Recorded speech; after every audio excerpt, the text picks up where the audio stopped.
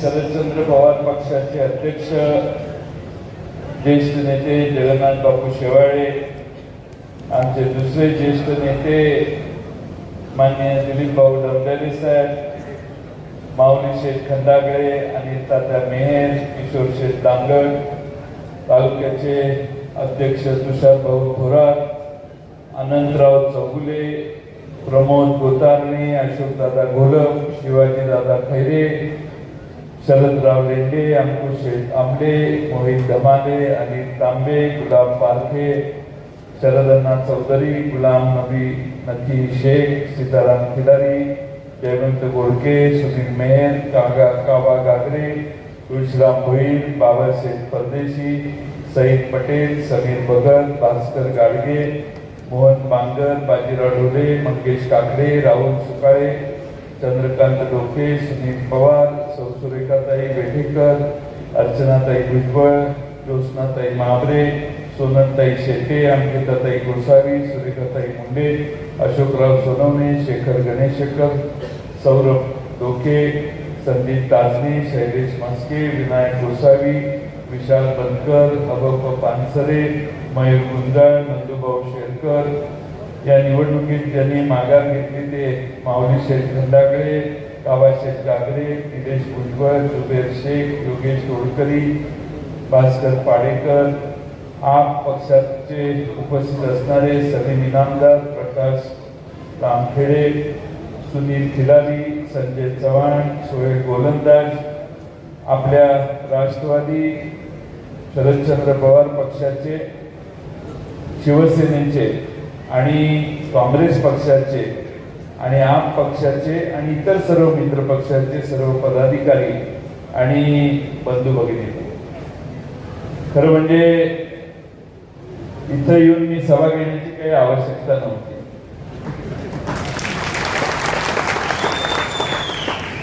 सभेची गरज निवडून येण्यासाठी आहे, निवडून आलेलेच आहेत त्यांच्यासाठी सभेची गरज नाही. आमच्या माहितीप्रमाणे आपले उमेदवार हे बऱ्यापैकी तुमच्या सगळ्यांचा विश्वास संपादन करून अधिक पुढे गेलेले आहे. ते नक्की उद्याच्या निवडणुकीत निवडून येतील असा मला विश्वास. अनेक मुद्दे आहेत, अनेक प्रश्न आहेत. बहुतेक सगळ्या मुद्द्यांची तुम्हाला जाणीव आहे. पण शिवाजी महाराजांची जन्मभूमी जुन्नर आहे आणि 5 धरणाचा शेतीनं समृद्ध असणारा हा तालुका, एवढी 5 धरणं एका तालुक्यात असणं कुठलाही महाराष्ट्रात दुसरा तालुका नाही. आणि ही पुण्याई यशवंतराव चव्हाण साहेबांच्या विचारातून पवार साहेबांच्यामुळं या ठिकाणी घडलेली आहे. त्यामुळे या सगळ्या संपन्नतेचं मूळ आहे ते आपले नेते शरद पवार साहेब आहेत. हे कधी हा तालुका विसरलेला आहे.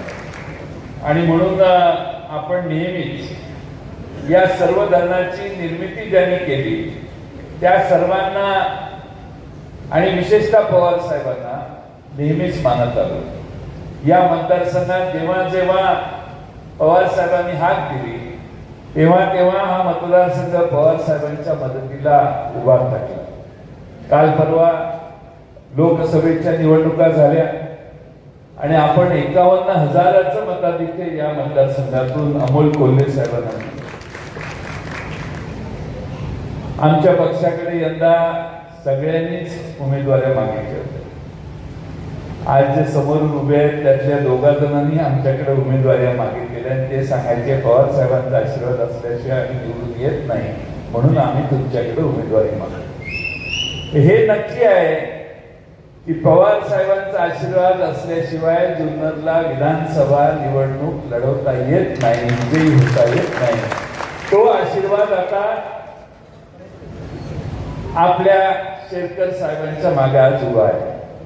सत्यशील शेरकर आणि त्यांच्या पूर्वी त्यांच्या वडिलांनी, त्यांच्या चुलत्यांनी जे काम करून दाखवलेलं आहे या परिसरात साखर उद्योगातून, त्यामुळं आज धरणं झालेली आहे. त्याचा जास्त फायदा शेतकऱ्यांना कशामुळे मिळतो तर इथल्या कारखानदारीमुळे मिळतो. हे आपल्याला विसरता येणार नाही. खरं म्हणजे आपण सगळ्यांनी थोडस बारकाईनं बघितलं तर पूर्वी मला सांगण्यात आलं की पूर्वी अमोल दादा आणि दुसरे इथले आमदार अशी जोडी होती आणि ती जोडी एकच आहे असा प्रचार चालू आहे सध्या, बरोबर आहे ना? ज्या दिवशी अमोल कोल्हे साहेबांच्या विरोधी पैसा वाटायला तुम्ही बाहेर पडला आणि त्यांना पाडायच्यासाठी पडेल त्या पद्धतीनं भाषा वापरली, अगदी शरद पवार साहेबांच्या विरोधात तुम्ही बोलला, त्या दिवशी नवी जोडी महाराष्ट्रात या तालुक्यात तयार झाली, अमोल कोल्हे आणि सत्यशील शेठ. माणसं फार हुशार आहे, जोड्या लावायलाही आणि जोड्या मोडायलाही. त्यामुळे लोकांची सतत बुद्धी याला आपण नेहमी ग्रहित करू नये. आणि म्हणून आता अमोल दादा आणि सत्यशील दादा यांची जोडी आपल्या विकासाची जबाबदारी घेऊन काम करेल हा मला पूर्णपणाने विश्वास आहे. खरं म्हणजे मी येण्याचं दुसरं कारण असं, माऊली खंडागळे तुम्ही फार मोठा त्याग केला. महाविकास आघाडीसाठी तुम्ही पक्षाचा आदेश मानून मातोश्रीचा आदेशाप्रमाणे काम करून एक पाऊल मागे ठेवलं, त्याचे आभार मानायला देखील मी आलो. या ठिकाणी आज आपल्या शरद लेंडे साहेबांचे देखील मला आभार मानायचे. कुठे गेले? इतक्या निष्ठेनं माणसांनी आयुष्यभर शरद पवार साहेबांची पाठराखण केली, एवढं उत्तम उदाहरण मग आमचे माऊली लेंडे असतील, तुषार थोरात असतील, मोहित धमाले असतील, अंकुश आमले असतील, अनिल तांबे असतील, अनंतराव चौगुले असतील आणि आदिवासी म्हणून शरद गोडेंनी पण मला वाटतं अर्ज भरलेला होता. या सगळ्यांनी शरद पवारांना अनेक वर्ष साथ दिली आणि खास करून या जुन्या लोकांनी साथ केली. पक्षाचा निर्णय झाल्यावर जसं माऊली खंडागळेने पाऊल मागे घेतलं, तसं पक्षाचा निर्णय झाल्यावर अनेक वर्ष पक्षासाठी खस्ता खाल्लेल्या ह्या सगळ्या लोकांनी माघार घेतली. त्या सगळ्यांना दंडवत घातलं पाहिजे. तुम्ही पूर्ण त्याग करून आज पवार साहेबांची इच्छा सत्यशील शेतकऱ्यांच्या मागे आशीर्वाद उभा राहत असेल तर त्यांना निवडून देण्याची तुम्ही तयारी केली. मी शरद लेंडे साहेब तुम्हा सगळ्यांना सांगतो की पक्ष तुम्ही केलेल्या या उपकाराची जाणीव ठेवेल. सरकार आपलं येणार आहे काळ्या दगडावरची रेघ आणि बाकीची जबाबदारी तुम्ही माझ्यावर सोडा, डॉक्टर अमोल कोल्हेंच्यावर सोडा. तुम्हाला उघड्यावर पडून देणार नाही आणि पूर्ण ताकदीनं पक्ष तुमच्या मागे राहील आणि तो अनुभव देखील तुम्हाला देण्याचं काम आम्ही सगळे करू. खरं म्हणजे पूर्व पठारावरचा सिंचनाचा प्रकल्प आहे, तो बराच दिवस प्रश्न प्रलंबित आहे आणि तो प्रश्न सिंचन होण्याचा प्रश्न प्रलंबित आहे. आपल्या कुकडी प्रकल्पात त्याचा समावेश करावा अशी मागणी आहे. मी आपणाला महाविकास आघाडीच्या वतीने वचन देतो, या कुकडीच्या नेटवर्क मध्ये पाणी मिळणं उपलब्ध होणं जरा अवघड आहे.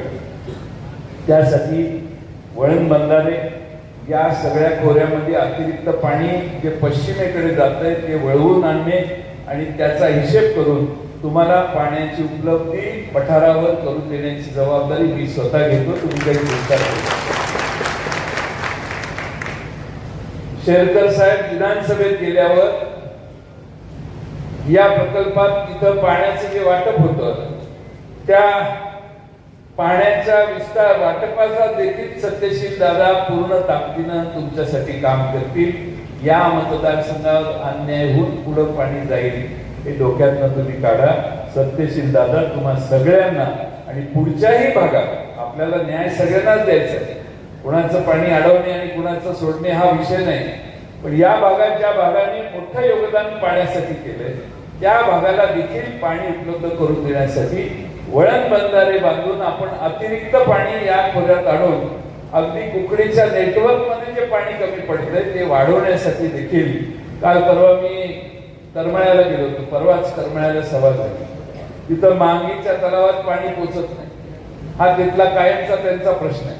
त्यामुळे या भागात आपल्याला पश्चिमेकडचं वळणारं पाणी इकडं वळवलं पाहिजे, यासाठी आपल्याला प्रायोरिटी द्यायला पाहिजे आणि सत्यशील दादांच्या नेतृत्वाखाली ते काम आपण निश्चितपणाने करू, हा विश्वास मी आपल्या सर्वांना देतो. बिबटचा प्रश्न आहे, तो प्रश्न काही सध्याच्या सरकारने घोषणाच केल्या, पण तो काही सुटलेला नाही. आणि राज्याचे वनमंत्री सांगतात की जयंतराव, बिबट बरोबर राहायची आता सवय लावून घेतली पाहिजे.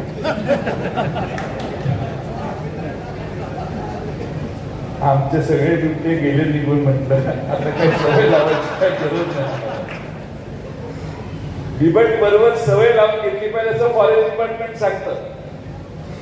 आणि प्राण्यांच्या बरोबर, अशा हिंस्र प्राण्यांच्या बरोबर आता माणसाने जगण्याची सवय केली पाहिजे. आणि कसे कसे सूचना फॉरेस्ट डिपार्टमेंटची येतात ती तुम्हाला वेगळं सांगायची गरज नाही. आणि म्हणून हा प्रश्न मुळात जाऊन सोडवला पाहिजे. या मतदारसंघामध्ये आदरणीय पवार साहेबांनी कृष्णराव मुंडे, आदिवासी समाजाचे नेते, त्यांना विधानसभेला उभा करून पूर्ण ताकदीने एकेकाळी निवडून आणलं. याच मतदारसंघातल्या आदिवासी समाजातल्या नेत्यांना जिल्हा परिषदेचं अध्यक्ष करण्याचं काम देखील केलं.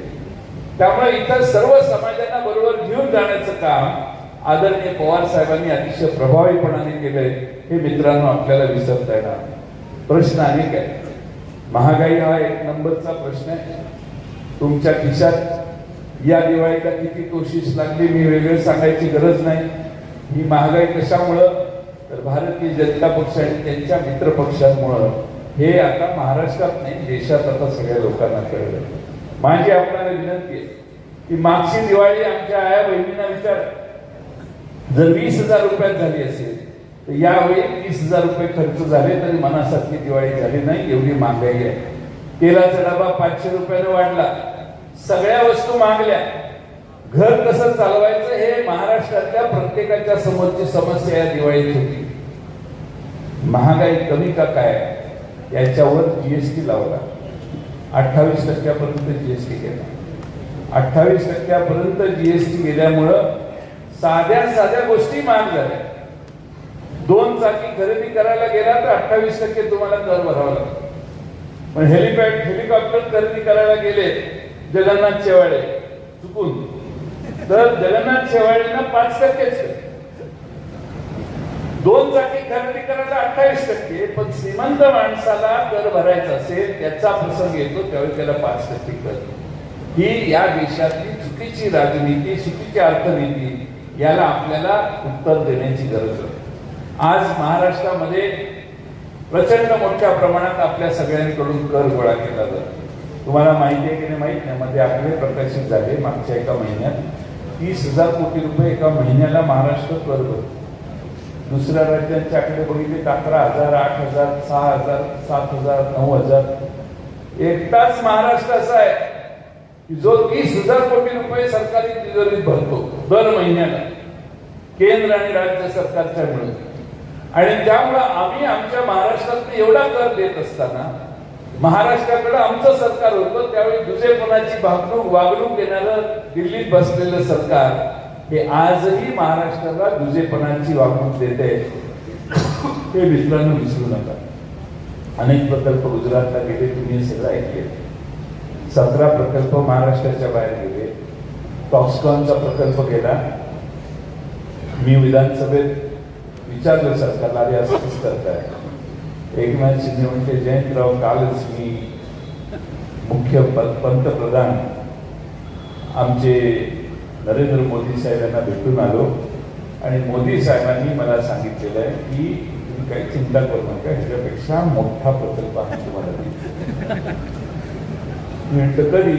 जयंतराव काळजी करू नका, मोदी साहेब बोलले की होतच ते, आता होईल. तर ती केवाड बघतो. ह्याच्यापेक्षा मोठा प्रकल्प एकनाथ शिंदेची टर्म संपली तरी आला नाही. याचा अर्थ असा होता, एकनाथ शिंदे आम्हाला सांगत होते काही दिल्लीहून मिळालेलं नाही, भोपळा मिळालेला आहे आणि त्यामुळे आपल्याकडे नवीन प्रकल्प येणार नाही. 1.5 लाख पोरांच्या तळेगावामध्ये काम केलेल्या, करू शकणाऱ्या मुलांच्या नोकऱ्या गेल्या. टाटा एअरबसचं उद्घाटन परवा मुख्यमंत्री तिथल्या गुजरात राज्याने मोदींना आणून केलं बडोद्याच्या शेजारी. भूमिपूजन नाही, उद्घाटन. प्रकल्प जाऊन तिथं प्रकल्पाचं उत्पादन सुरू झालं. 7-8 हजार पोरांना नोकऱ्या लागल्या. आमच्या महाराष्ट्रात मात्र मोठे प्रकल्प आले नाही. त्याचा परिणाम हा झाला की महाराष्ट्राचं दरडोई उत्पन्न मित्रांनो गुजरातच्या खाली गेले. हे मी सांगत नाहीये, केंद्रीय आकडे सांगतात. मी राज्याचा अर्थमंत्री होतो त्यावेळी दुसऱ्या तिसऱ्या क्रमांकावर दरडोई उत्पन्नात असणारं आमचं महाराष्ट्र राज्य, जेव्हा महाराष्ट्राचे मुख्यमंत्री देवेंद्र फडणवीस झाले आणि जेव्हा नरेंद्र मोदी दिल्लीला जाऊन बसले, त्यावेळी फक्त 2 वर्षात महाराष्ट्र हा 6व्या क्रमांकावर गेला आणि मागं असणारं गुजरात 5व्या क्रमांकावर. आज महाराष्ट्राचा देशभरातल्या सगळ्या राज्यांमध्ये नंबर 11वा आहे. हे आमचं राज्य अधोगतीला चाललंय. दरडोई उत्पन्नात आम्ही खाली गेलो. याचा अर्थ गुजरातची माणसं आपल्यापेक्षा श्रीमंत झाली. गुजरातमध्ये दरडोई उत्पन्न वाढलं म्हणजे आम्ही त्यांच्यापेक्षा आज कमी पडतोय. आणि त्याच्या पलीकडे जाऊन 2-4 दिवसापूर्वी आकडेवारी प्रकाशित झाली मागच्या आठवड्यात. भारताच्या सकल उत्पन्नात पूर्वी महाराष्ट्राचा वाटा 15% असायचा, आता तो 13% झालाय. 2% आम्ही खाली घसरलो. तुम्हाला वाटतं की 2%नं काय होतंय? काय सांगतात हे? 2% म्हणजे काही लाख कोटी रुपये आम्ही महाराष्ट्रात संपत्ती निर्माण करण्यात कमी पडलो, असा त्याचा मित्रांनो अर्थ आहे. या एकनाथ शिंदेनी आणि त्यांच्या 2 उपमुख्यमंत्र्यांनी मिळून महाराष्ट्र गुजरातच्या दावणीला नेऊन बांधलेलं आहे. गुजरातचं मांडलिकत्व महाराष्ट्राने स्वीकारलेलं आहे. महाराष्ट्रातल्या पोरांच्या हाताच्या नोकऱ्या गेल्या. महाराष्ट्राच्या माती महागाई आली. महाराष्ट्राला मागं ठेवण्याची व्यवस्था नरेंद्र मोदींचं दिल्लीचं सरकार करतंय. त्याच्या विरोधात आवाज उठवण्याची दानत राज्याच्या मुख्यमंत्री आणि 2 उपमुख्यमंत्र्यांना नाही. ते पहिल्यांदा तुम्ही लक्षात घ्या. आपल्याला राज्य कसं असलं पाहिजे? अन्याय महाराष्ट्रावर झाला तर आवाज काढणारं, आवाज उठवणारं आणि जाब विचारणारा मुख्यमंत्री महाराष्ट्राला पाहिजे. पण ह्यांच्यावर एवढे उपकार आहेत त्यांचे आणि ह्यांच्या डोक्यावर एवढ्या टांगत्या तलवारी आहेत, यांचा घास नाही नरेंद्र मोदींना जाऊन जाब विचारायचं की महाराष्ट्रात तुम्ही असा आमच्यावर अन्याय का करताय. सगळं महाराष्ट्राचं चाललंय गुजरातला, पण महाराष्ट्रातल्या सामान्य लोकांच्या वतीनं नेतृत्व करणारे मुख्यमंत्री मानाखाली घालून त्या ठिकाणी बसतात आणि महाराष्ट्राचा अपमान स्वीकारतात. कारण ह्यांना बाकी दुनियेत काही प्रिय नाही. लाडकी यांची फक्त खुर्ची आहे. बहिणींचा गैरसमज नसावा. हे सगळं जे चाललंय ते फक्त लाडके खुर्चीसाठी चाललंय. प्रचंड गोष्टी अशा आहेत महाराष्ट्रात. ते बोलायला गेलो तर तुम्हाला म्हणाले काय करतात, काय सांगतात. वेळ कमी आहे, पण आम्ही सत्तेवर येऊ याच्यात माझ्या मनात शंका नाही. सत्तेवर आल्यानंतर आम्ही काय करणार? राहुल गांधी, उद्धव ठाकरे साहेब, शरद पवार साहेब यांनी परवा मुंबईत एक सभा घेतली आणि 5 पंचसूत्री महाराष्ट्रात जाहीर केली. आणि आता 12 वाजता आमचा जाहीरनामा देखील प्रकाशित होईल मुंबईमध्ये. तोही तुमच्यापर्यंत पोहोचेल.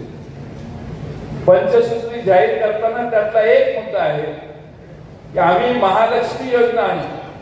महालक्ष्मी योजनेमध्ये आमच्या महाराष्ट्रातल्या भगिनींना 3,000 रुपये महिन्याला देण्याची व्यवस्था आमचं सरकार करेल.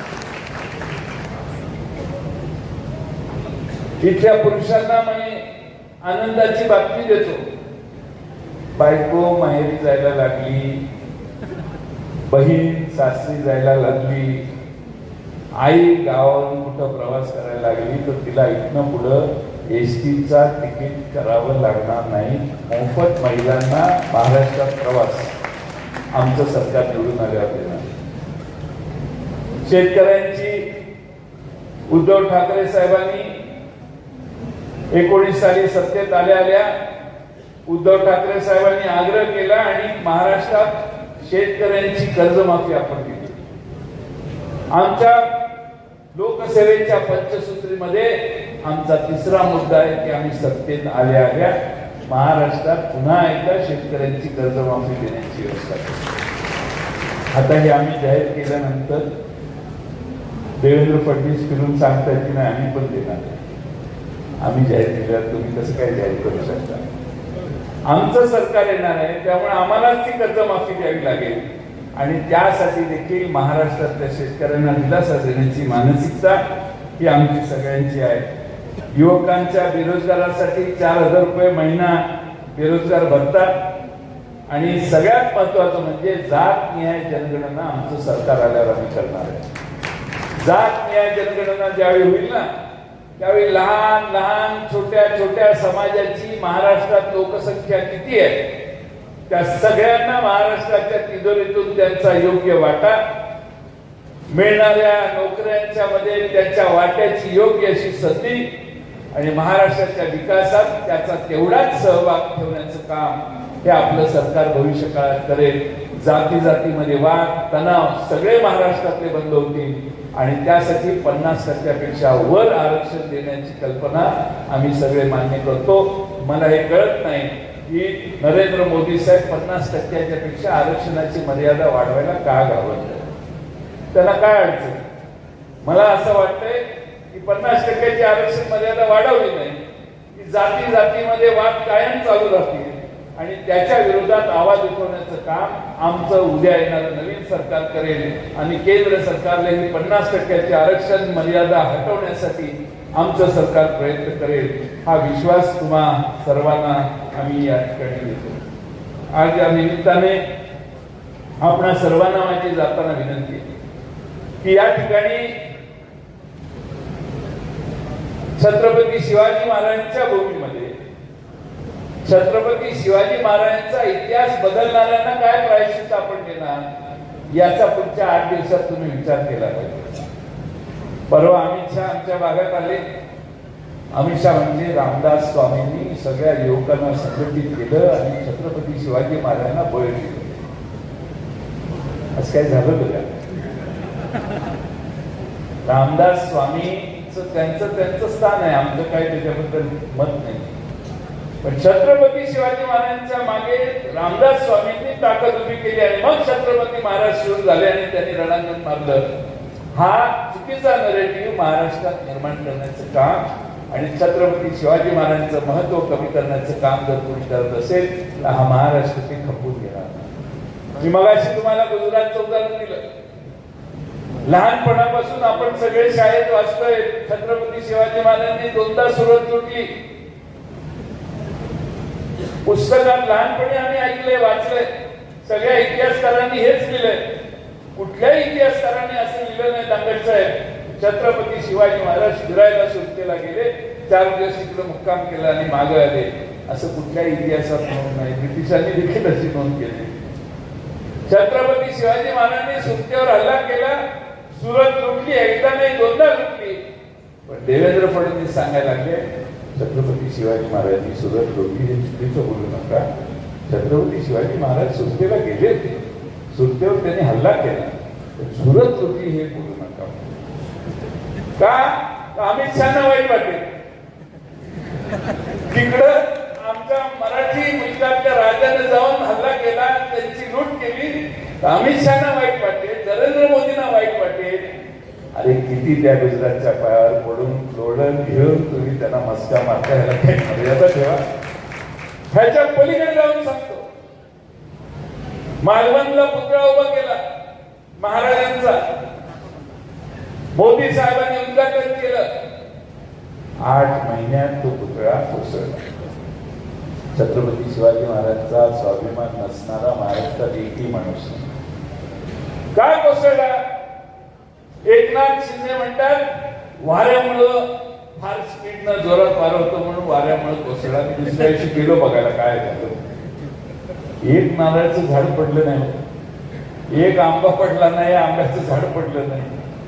मी म्हटले बाबा कुठून वारा आलं? म्हटले इकडं आलं. पुतळा कुठून पडला, कसा पडला? इकडच्या बाजूलाच वारा आलं, पण वारं येतं त्याच बाजूला पुतळा पडला. इकडं पडायला पाहिजे तर इकडं पडला. हे वारं ज्या बाजूने आलं त्या बाजूला जर पुतळा पडला तर वाऱ्यामुळे नाही तर कमकुवत भ्रष्टाचाराने उभा केलेला तुम्ही पुतळा हा तुमच्या पापाचं प्रतीक आहे. छत्रपती शिवाजी महाराजांचा पुतळा उभा करताना देखील पैसे काढायचा उद्योग तुमच्याकडून झाला आणि हे पाप कुठेही फेडता येणार नाही. त्याचं प्रायश्चित्त महाराष्ट्र तुम्हाला 20 नोव्हेंबरला मतदानाच्या रूपात देईल. महाराष्ट्रभर तुतारी वाजवणारा माणूस, मशाल आणि हार सर्व ठिकाणी निवडून यावेत अशी व्यवस्था तुम्ही सगळ्यांनी प्रयत्नपूर्वक करा, एवढीच विनंती तुम्हा सगळ्यांना करतो. बोलण्यासारखे बरेच विषय आहेत, पण मला अजून 5 सभा आहेत, त्यामुळे मी जास्त वेळ बोलत नाही. इथे यायला उशीर झाला तर मी हेलिपॅड मध्ये जवळजवळ 1.5 तास उभा होतो, पण तिकडनं हेलिकॉप्टर उडायला परवानगी लवकर मिळाली नाही, म्हणून थोडासा वेळ झाला. याबद्दल तुमची सगळ्यांची दिलगिरी व्यक्त करतो. पुढची सभा सत्यशील शेरकर यांच्या विजयाची असेल, त्यावेळी उरलेलं भाषण मी करतो. धन्यवाद. धन्यवाद प्रांताध्यक्ष जयंत पाटील साहेब. यानंतर आपले आभार व्यक्त करत आहेत जुन्नर दरबार काँग्रेस कमिटीचे अध्यक्ष अशोक दादा कोल्हे.